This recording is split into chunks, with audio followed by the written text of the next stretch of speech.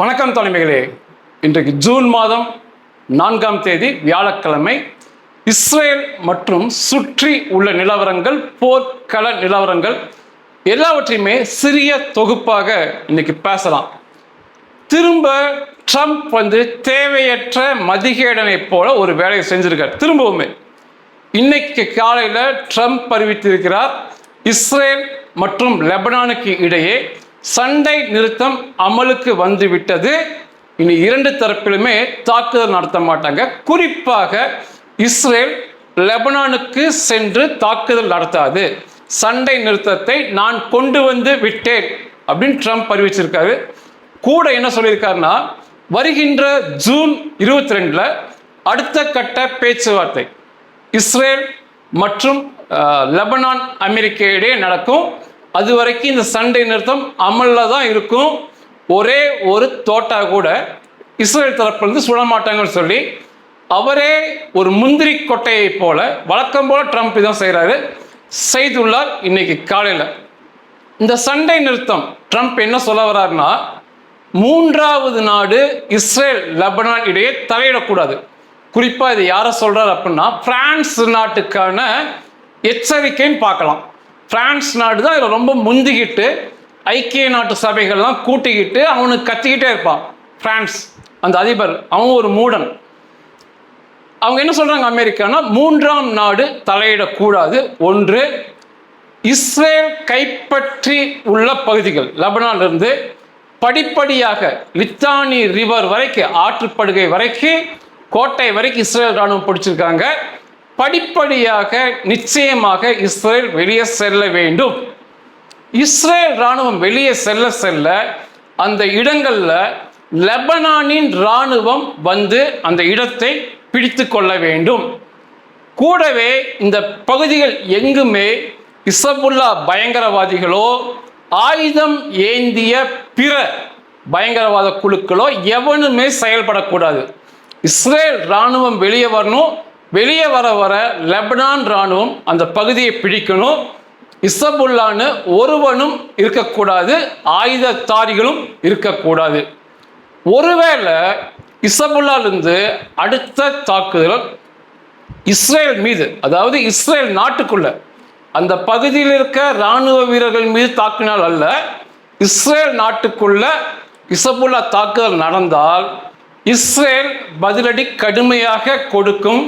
இன்னும் சொல்லப்போனா, லெபனானுடைய தலைநகர் பெய்ரூட், அங்கே உள்ள தாஹியா பகுதி, இவற்றை எல்லாம் இஸ்ரேல் தாக்கி அழிப்பார்கள் அப்படின்னு சொல்லி ட்ரம்ப் அவராகவே தன்னார்வமாக முந்திரி கொட்டை போல இந்த சண்டை நிறுத்தத்தை அறிவிச்சிருக்காரு. என்ன சொல்லியிருக்காருன்னா, ஹிசபுல்லா என்பது இஸ்ரேலுக்கு மட்டும் எதிரி அல்ல, அமெரிக்காவுக்கும் எதிரி. நான் இசபுல்லா அப்படிதான் பார்க்கிறேன் இருக்காரு. ஆனா மேலே சொன்ன எதுவுமே தொடர்ச்சியாக நடக்காது. இன்றைக்கு நாளைக்கு இல்லை இன்னும் ஒரு நாள் வேணா இருக்கலாமே ஒழிய தொடர்ச்சியாக நடக்காது. ஏன்னா இசபுல்லா என்பது ஐக்கிய நாட்டு சபைகள் சொல்லியுமே 20 வருஷமாக ஆயுதங்களை ஒப்படைக்காத பயங்கரவாத குழு. ஐக்கிய நாட்டு சபைகள் உலக நாடு ஒன்னா சேர்ந்தே சொல்லியுமே கேட்காதவர்கள். இந்த ட்ரம்ப் சொல்வதெல்லாம் கொஞ்சமும் சட்டை கூட செய்ய மாட்டார்கள். ட்ரம்ப் தனக்குத்தானே பேசுவது. இந்த ஈரான் அப்படிதான் கிண்டல் அடிக்கிறாங்க. ட்ரம்ப் உட்கார்ந்துக்கிட்டு முன்னாடி ஒரு கண்ணாடியை வச்சுக்கிட்டு அவருக்கு அவரே பேசுறாரு, அவருக்கு அவரே சண்டை நிறுத்தம் அறிவிக்கிறாருன்னு மிக கிண்டலா சொல்றாங்க. அது போலதான் இதுவுமே நடக்கும். இசபுல்லா என்பது ஈரானே தான். ஈரானுடைய கள்ள குழந்தை தான் இந்த இசபுல்லா. ஈரான் போலவே யார் சொல்வதும் அவர்கள் கேட்க மாட்டார்கள். பயங்கரவாதம் ஒன்று மட்டும்தான் அவர்களுக்கு தெரியும். அவர்களை கொன்று அழிப்பது தான் மிகச்சரியான வழி. நிச்சயமாக இஸ்ரேல் அதை செய்வார்கள். இதுதான் கள நிலவரம். காசால காசா நெருக்கப்படுவது அதிகரிக்குது. இன்னைக்கு உலகம் பூராவும் குறிப்பாக அரபிய இஸ்லாமியர்கள் கொந்தளித்து கிடக்கிறார்கள். 60% காசாவை இஸ்ரேல் பிடிச்சிருக்கு. அதுவே அதிகம். இப்ப 70% பிடிக்க போறாங்க. இஸ்ரேல் பிரதமரே அறிவிக்கிறார் பிடிக்கிறோன்னு சொல்லி. இன்னும் நெருக்குவோங்கிறாரு. அந்த 21 லட்சம் அப்பாவி காசா மக்கள்னு சொல்லி அவங்க சொல்றாங்க. நம்ம பார்வையில் பயங்கரவாத பிரிய மக்கள் மிகவும் நெருக்கப்படுகிறார்கள் அப்படிங்கிறாங்க. அவர்களுக்கு கூடுதலான ஒரு மகிழ்ச்சியான செய்தி, நமக்கு மகிழ்ச்சியான செய்தி, புதிய செட்டில்மெண்ட் ஒன்று இன்னைக்கு காசால கட்ட ஆரம்பிச்சிட்டாங்க. இன்னைக்கு அது விஷயம் வெளியே வந்திருக்கு. செட்டில்மெண்ட்டுங்கிறது வீடுகள், அநேக வீடுகள் அடங்கிய தொகுப்பு. ஒரு கம்பி வேலிக்குள்ள பிரம்மாண்டமான ஆயிரக்கணக்கான வீடுகள் இருப்பதுதான் செட்டில்மெண்ட் அப்படின்னு சொல்றது. இந்த செட்டில்மெண்ட்டுடைய பெயர் வந்து ஓஃபீர் லிப்ஸ்டீன். அக்டோபர் 7 தாக்குதல் நடக்கும்போது அந்த பகுதி மக்களை காப்பாற்றும் முயற்சியில் இருந்த ரிசர்வ் இராணுவ வீரர் கொல்லப்பட்டார், குடும்பத்தோடு கொல்லப்பட்டார், மகன் உட்பட. அவருடைய பெயர்ல இந்த செட்டில்மெண்ட் வந்திருக்கு. 235 ஏக்கரை சுற்றி வளைத்து கம்பி வேலி அழைச்சு உள்ளுக்குள்ள 500 வீடுகள் தொகுப்புகள், 500 வீடல்ல 500 வீடுகள் அடங்கிய தொகுப்புகள், கணக்கு போட்டால் ஆயிரக்கணக்கான வீடுகள் வரும், கட்டிட்டு இருக்காங்க. பாதி அந்த பகுதிக்குள்ள கேளிக்கை விடுதிகள், பள்ளிகள், கல்லூரிகள், தொழிற்சாலைகள், தொழிற்பூங்கா அப்படிம்பாங்க, எண்ணற்ற மக்களுக்கு வேலை கொடுக்கக்கூடிய தொழில் பூங்காக்கள், ஒரு லக்ஸரியான உயர்தர வசதி வாய்ப்புள்ள வீடுகளை அந்த மக்களுக்கு கட்டித்தராங்க. அந்த பகுதியில் குடி வைக்கிறது வந்து சண்டையை விரும்பும் இராணுவத்தினர் இருக்கும் குடும்பத்தை அந்த பகுதியில் குடி வைக்கிறாங்க. ஏன்னா அது காசாவை ஒட்டி இருக்கு. நாளை பிற்காலத்தில் காசாலிருந்து பயங்கரவாதிகள் வந்து பன்றிகள் போல உள்ள வரும்போது அவர்களை அங்கு வைத்தே சுட்டு வீழ்த்த இராணுவத்தில் ஒரு வெறி பிடித்த இராணுவத்தினரை அங்கே குடி வைக்கலாம் என்ற திட்டம் இருக்கு. இது வந்து நேற்று வெளிவந்த தகவல். இத்தனை நாள் கட்டியிருக்காங்க, ரகசியமாக இருந்திருக்கு, நேற்று வெளியே வந்திருக்கு. இது ஒரு புதிய புயலை அரபியர்கள் இஸ்லாமியர்கள் மத்தியில் கிளப்போம். ஏன்னா அந்த பகுதி பூராமே காசாவுடைய பகுதி தான். இத்தனை 1000 வீடுகளை கட்டுவது அது மிகப்பெரிய ஆக்கிரமிப்புன்னு சொல்லி அவர்கள் வழக்கம் போல கத்துவாங்க. இது காசால. இந்தியாவில் வந்து இன்னைக்கு ஒரு விரும்பத்தகாத சம்பவம். இஸ்ரேலிருந்து சுற்றுலா வந்த அவருடைய பெயர் இத்தான் கில்போ. இவர் வந்து காசாவை அழித்ததில் பெரிய பங்கு வகித்தவர். தொடர்ச்சியாக இந்த காசாவை கைமட்டமாக்கியதில் இவருக்கு பெரிய பங்கு இருக்கு. அது முழுவதுமே வீடியோவாக புகைப்படமாக பதிவுலையும் இருக்கு. இவர் வந்து இப்போ இந்தியாவில் ஹிமாச்சல பிரதேசத்துக்கு சுற்றுலா வந்திருக்காரு. இப்படி சுற்றுலா வருகின்ற காசாவை அழித்த இஸ்ரேல் ராணுவ வீரர்களை வந்து தனித்தனியாக பிடித்து கொடுப்பதற்கு ஹிந்த் ரிசர்வ் ஃபவுண்டேஷன் ஒன்று செயல்படுது. இவங்க எங்கே இருக்காங்கன்னா பெல்ஜியம் நாட்டிலிருந்து செயல்படுறானுங்க. முழுக்க முழுக்க இஸ்லாமியர்கள் அரபியர்கள் நிரம்பி வழியும் அமைப்பு. எண்ணற்ற பண உதவிகளை அரபு நாடுகள் கொட்டி கொடுக்கறதுனால எவ்வளோ பெரிய வக்கீலையும் வைத்து வாதாடக்கூடிய ஆட்கள் இவர்கள். இவங்க வந்து வெற்றிகரமாக பிரேசில், ருமேனியா, பெரு மற்றும் கனடா, பெல்ஜியம் போன்ற நாடுகளில், பிற ஐரோப்பிய நாடுகளில் இஸ்ரேலியர்கள் சுற்றுப்பயணம் வரும்போது அவர்களுக்கு எதிரான பிடிவாரண்டை கைது செய்ய சொல்லி நிர்பந்தம் கொடுத்து வெற்றியும் பெற்றவர்கள் இவங்க. உடனடியாக இந்தியாவுக்கு அந்த அமைப்பு சார்பாக வந்து இந்திய உள்துறையிடம், நம்ம அமித்ஷா அவர்கள் பார்க்குறாங்க, அந்த உள்துறையிடம் அவங்க வந்து மனு கொடுத்துருக்காங்க. இந்த நபரை நிச்சயமாக உடனடியாக கைது செய்ய வேண்டும் என்று.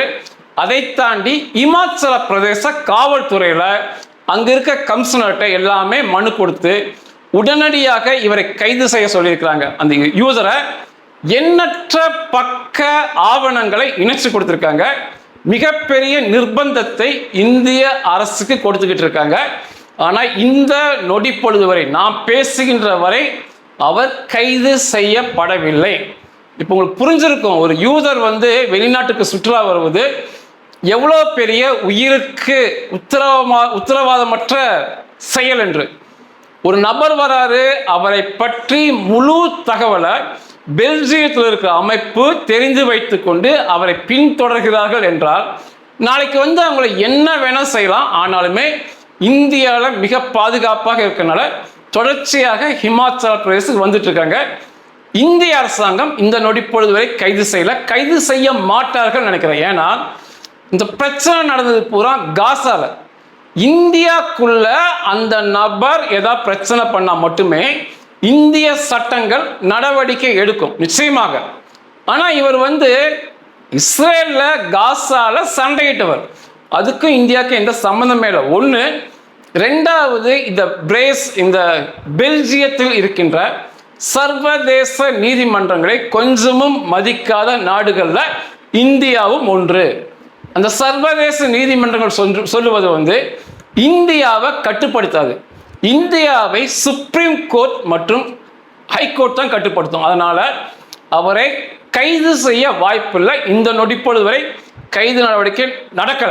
இஸ்ரேலில் ஒரு வெறிப்பிடித்த அமைச்சர் இருக்கார், இத்தமார் பென் கவீர் என்று பெயர். அவர் தான் சிறைத்துறையை நிர்வாகம் பண்ணும் அமைச்சர் இத்தமார் பென் கவீர். இந்த ஹமாஸ் பன்றிகளுக்கு மரண தண்டனை நிறைவேற்ற சட்டத்தை கொண்டு வந்ததே இந்த இத்தமார் பென் கவீர் தான். எனக்கு பிடிச்சவர். இன்னைக்கு புதுசா ஒரு சட்டத்தை கொண்டு வருவதற்கு அவர் நிர்பந்தப்படுத்தியிருக்காரு.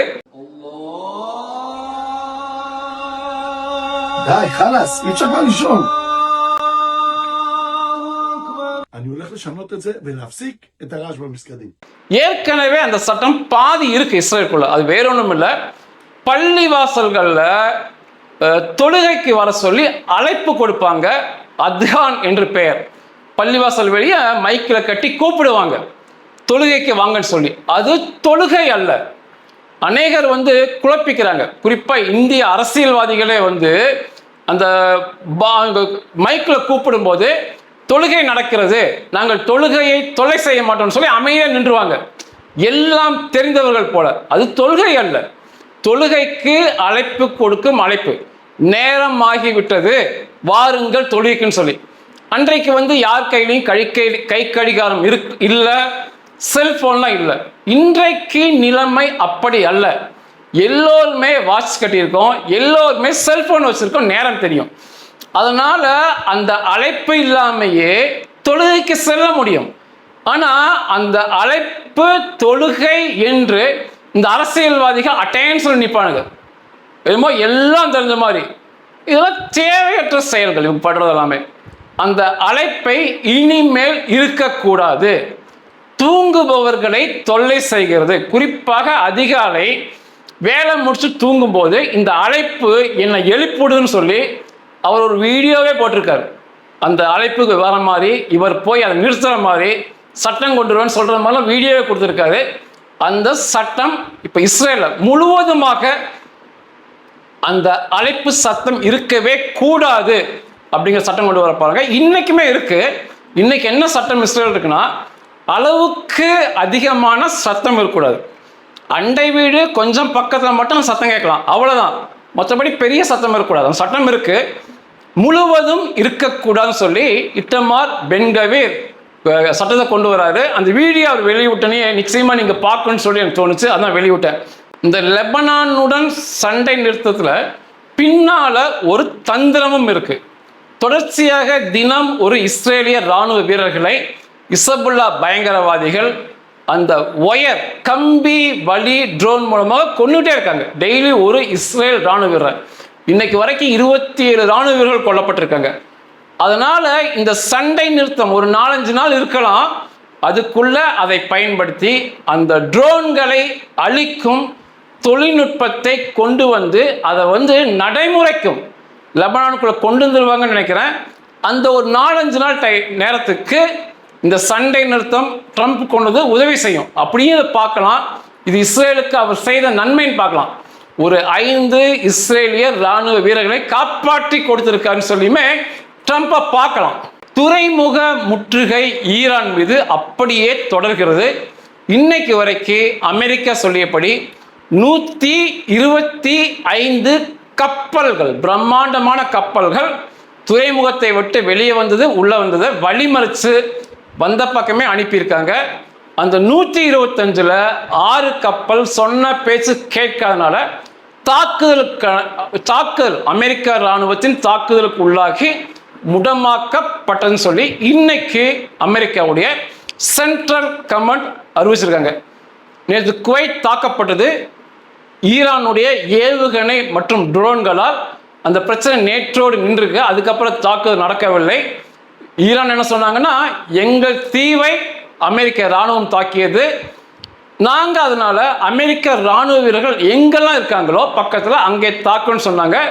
ஆனால் யுஏஇயை தாக்கலை. யுஏஇயில் இன்னைக்கு இஸ்ரேலுடைய ஏர் டிஃபென்ஸ் வேலை செய்யுது. வான் பாதுகாப்பு சாதனம், இஸ்ரேலுடைய வான் பாதுகாப்பு சாதனம் அயன் டோம், ஆரோ, டேவிட் ஸ்லிங் போன்றவை அங்கே வச்சிருக்கிறாங்க. இஸ்ரேல் ராணுவ வீரர்கள் இருக்காங்க. அதனால அதை மீறி தாக்குதல் நடத்தினா தோல்வியில் முடியும்னு நினச்சிக்கிட்டு இந்த குவைத்துக்குள்ள தாக்குதல் நடத்தியிருக்காங்க. குவைத்துக்குள்ள இஸ்ரேலுடைய வான் பாதுகாப்பு சாதனம் அல்ல, அதுக்கு பதிலாக அமெரிக்காவுடைய பேட்ரியாட் வான் பாதுகாப்பு சாதனம் இருக்கு. அதில் வந்த கிட்டத்தட்ட 80% ஏவுகணைகள், ட்ரோன்களை அமெரிக்காவுடைய பேட்ரியாட் வான் பாதுகாப்பு சாதனம் முறியடிச்சிருக்கு. அந்த விமான நிலையம், பயணிகள் விமான நிலையத்தில் தாக்குதல் நடந்துச்சு. ஒரு இந்தியர் கொல்லப்பட்டார். அதுக்கு ஈரான் என்ன விளக்கம் கொடுத்துருக்காங்க அப்படின்னா, இல்லை, அது நாங்கள் தாக்கவில்லை, அமெரிக்காவுடைய பேட்ரியாட் வான் பாதுகாப்பு சாதனத்திலிருந்து ஏவுகணை மேலே போகும்போது அது திரும்ப கீழே வந்து, இவன் புதுசாக கதையெல்லாம் எப்படி சொல்கிறாங்கன்னு பாருங்க, மேலே போகிற ஏவுகணை யூட்டர்ன் அடிக்குது, மேலே போய் அடித்த கீழே வந்து அவர்களுடைய விமானத்தளத்தை, குவைத் விமானத்தளத்தை தாக்கி விட்டது. அது நாங்கள் தாக்கலங்கிற மாதிரி ஒரு பல்ட்டியை ஈரான் அடிச்சிருக்காங்க. ஆனால் அதுக்கப்புறம் அந்த தாக்குதல்கள் அப்படியே நின்றுருக்கு குவைத்தில். அதுக்கப்புறம் ஈரானுடைய ஏவுகணைகளோ ட்ரோன்களோ குவைத்திலேயோ அல்லது பஹ்ரைன்லேயோ யுஏஇலேயோ வரவில்லை.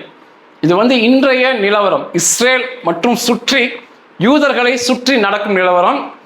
ட்ரம்ப் என்ன சொல்லியிருக்காரு நெத்தன்யாஹுனா, நிச்சயமாக நான் இல்லாவிட்டால் இஸ்ரேல் அழிந்திருக்கும், இந்த ஈரான் அணுகுண்டு செய்வதை தடுத்ததே நான் தான் சொல்லிட்டு இன்னைக்கு என்ன சொல்றேன்னா, எதிர்காலத்தில், இந்த வாரமோ அடுத்த வாரமோ அல்ல, எதிர்காலத்தில் ஈரானுடைய அதிபர் மொஸ்தபா கொமேனிட்ட பேசி அங்குள்ள செறிவூட்டப்பட்ட யுரேனியம் 460 கிலோவை வாங்கி விடுவேங்கிற மாதிரி ஒரு பல்ட்டியை ட்ரம்ப் இன்னைக்கு அடிச்சிருக்காரு. இத்தனை நாள் வாங்கிடுவேன்னாரு, தாக்கிடுவேன்னாரு, ஒரு வாரத்தில் திருப்பி எடுத்துருவேன்னாரு. இத்தனை சொன்னவர் இன்னைக்கு எதிர்காலம், ஃபியூச்சருங்கிற வார்த்தையை உபயோகப்படுத்தியிருக்காரு. மொஸ்தபா கொமேனிட்ட நேருக்கு நேர் பேசுவேன், பேசி வாங்குவேன் என்று சொல்லியிருக்காரு. அதுக்கெல்லாம் இஸ்ரேல் காத்து கொண்டு இருக்க மாட்டார்கள். ட்ரம்ப் சொல்றது எல்லாமே கேட்டுட்டு இருக்க மாட்டாங்க. அதுக்கு முன்னால அந்த யுரேனியம் முற்றாக அழிக்கப்படும் அல்லது கைப்பற்றப்படும் இஸ்ரேல் இராணுவத்தால். நன்றிகள்.